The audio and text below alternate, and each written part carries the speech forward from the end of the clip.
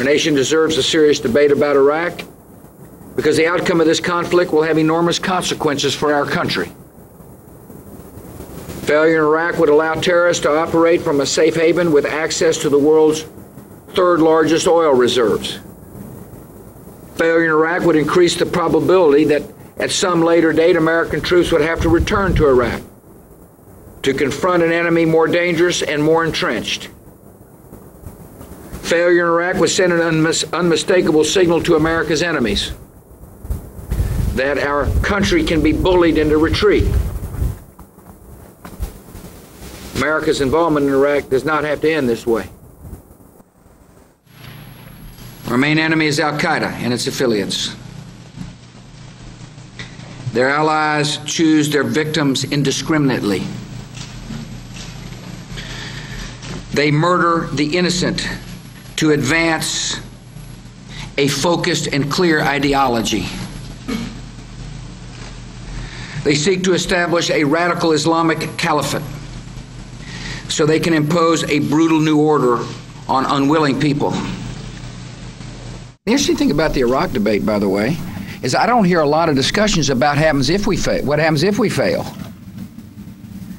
But there needs to be a serious discussion about what happens if we create a vacuum into which radical movements flow. If you're worried about Iran, then it's really important that people understand the consequences of us leaving before the job is done. I am deeply concerned about what would happen in the Middle East should America's credibility be diminished as a result of us not keeping our word, as a result of us abandoning millions of people who are anxious to live in a stable, secure, free society. These enemies have embraced a cult of death. They are determined to bring days of even greater destruction on our people. They seek the world's most dangerous weapons. Against this kind of enemy, there is only one effective response. We must go on the offense, stay on the offense, and take the fight to them. Just this week, our military forces announced the capture of one of al-Qaeda's top Iraqi leaders. He helped to form what al-Qaeda calls the Islamic State in Iraq, an attempt to replicate what the Taliban had created in Afghanistan. Our enemy, the enemies of freedom, love chaos. Out of that chaos, they could find new safe havens. Withdrawal would have emboldened these radicals and extremists. It would have confirmed their belief that our nations were weak. It would help them gain new recruits, new resources. It would cause them to believe they could strike free nations at their choice.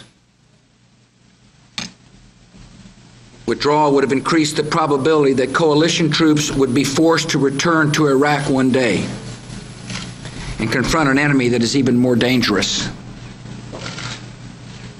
Failure in Iraq should be unacceptable to the civilized world. The risks are enormous. So after an extensive review, I ordered a new strategy that is dramatically different from the one we were pursuing before. I listened to our military commanders. I listened to politicians from both sides of the aisle. I made a decision.